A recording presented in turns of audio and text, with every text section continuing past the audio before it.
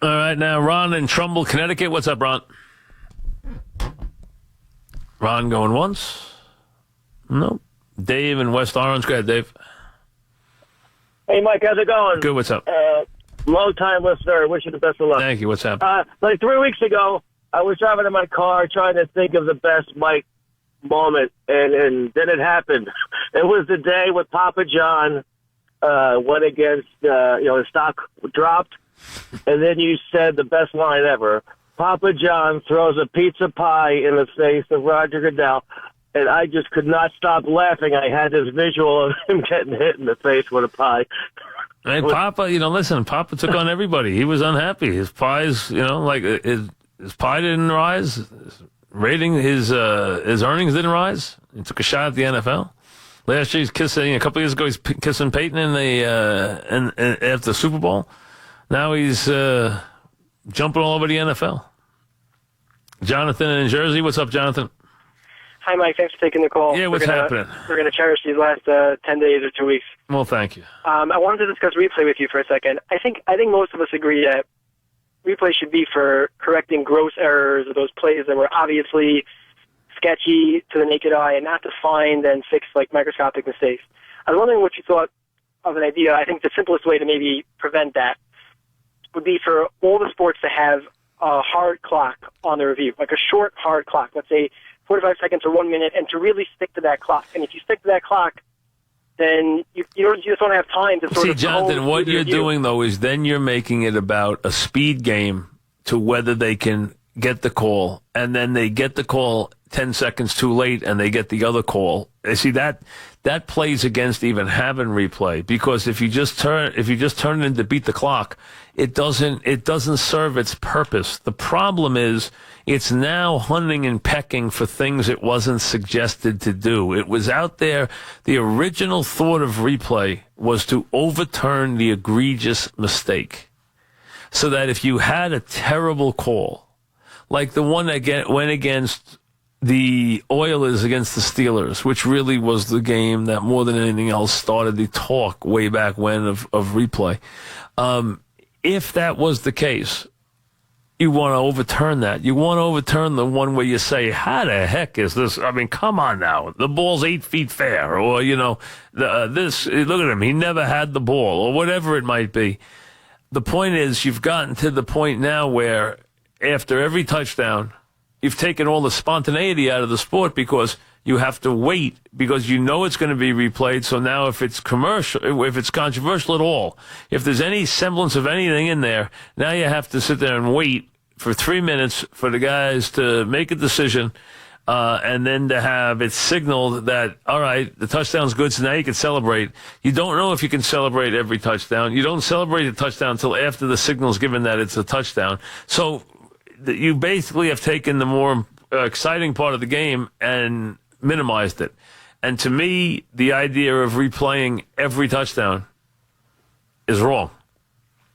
Because, first of all, you don't want to have that many replays. Secondly, they're stopping the time on these too often. They're stopping the time for way too long to get these replays or these turnovers for touchdowns or turnovers, either one.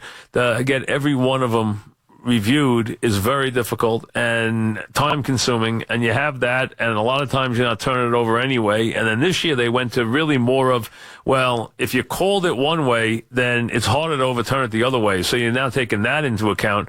So to me, they've moved towards less replay, not towards more replay in the future. Sean in Staten Island, what's up, Sean? Hey, Mike, what's going on? What's happening? You don't seem to be too high on McDaniels, which I can understand why. Too high on who? McDaniels. I don't think he's automatic. I think some people are treating him like he can't miss. Well, he already missed. He's already been a head coach. He already failed, and you don't have a lot of coaches out of that program that have been successful. That's true, but he did have a Kyle Orton as his QB for 2 years. I mean, I don't know how much successful he's been with Kyle Orton and Tim Tebow as his quarterbacks. The point is, you know what? You can tell whether someone's ready to be a head coach or not. You can just tell. And I don't think he was ready to be a head coach. Can I give you a name of a guy who most likely available? And just tell me what you think. What do you think of John Fox from the Bears? I wouldn't touch John Fox anymore. I think John's day is done. So who's out there? I think John's gone after this year. You know that. That's what I'm saying. Yeah. Well, then I wouldn't hire John. What's John's record with the Bears? Not very good. No, awful. Worst record in the history of the Bears. And but he's been successful with the other team. So, and he's an assistant here. He was an assistant here. I don't see it. First of all, he hasn't been well either. He got he was very sick, as you know. So and listen, I hope he's all right, but I don't think he would not be my choch. And in his day, he was a good head coach. No, absolutely. Is there anybody out there now that catches your attention that's could be fired at the end of the year that would fit the Giants mold? Not really. Not one that jumps out at me. I would be very interested in the Stanford head coach, if he was interested. He would interest me a lot. Other than him, there's not really one guy. I like Mangini. I know they won't hire him there. That's the only thing. Not one guy, really, no. What do you think of Gettleman for GM? Excuse me? Gettleman for the GM spot. Again, you're taking a guy who has a Giant history. You're taking a guy who ran into disfavor in Carolina. I think he'd be a candidate. I don't think he'd be an overwhelming candidate, but I think he would be a candidate. Steve in Smithtown, what's up, Steve?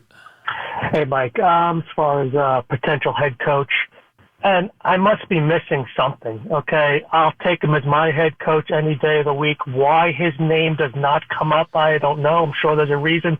In my opinion, the second best head coach on the planet, and I think you know who I'm talking about. Why is his name never coming up for head coach? I'm not sure. Urban Meyer. Oh, because he doesn't want to coach the pros. Is that's it? Listen, I asked Urban, I said, Urban, well, last year he was in my studio. And I started talking about this during a commercial. I said, Urban, any chance you'd coach the pros? He says, I don't see myself as a pro coach. I don't think I'll ever coach the pros. I said, you couldn't see yourself leaving? He said, being from where I am, being from Ashtabula, Ohio, being the head coach of the in Cleveland, being the head coach of the Browns would hold appeal. He said, but I don't see myself as an NFL head coach. I really don't. So he did say that. Now, do I think he'd be successful? I think he'd be inordinately successful. Would he be able to get along with owners and things like that? Is he that kind of guy? Is he, like the Jim Harbaughs of the world have tough time getting along with owners? I can't say that. Get along with owners? I can't answer that one. That's harder for me to do because I think it really depends on the owner. But I think Urban can be tough. So I think Harbaugh just likes being a jerk. I think Harbaugh prides himself on that. He can run anybody any way he wants because I'll do whatever I want because it's my team. And I think that's how he lives, and I think he's found that there's not a lot of pro teams, even pro teams or colleges that are going to allow him to do that over the long haul. Back after this. At Walgreens and Dwayne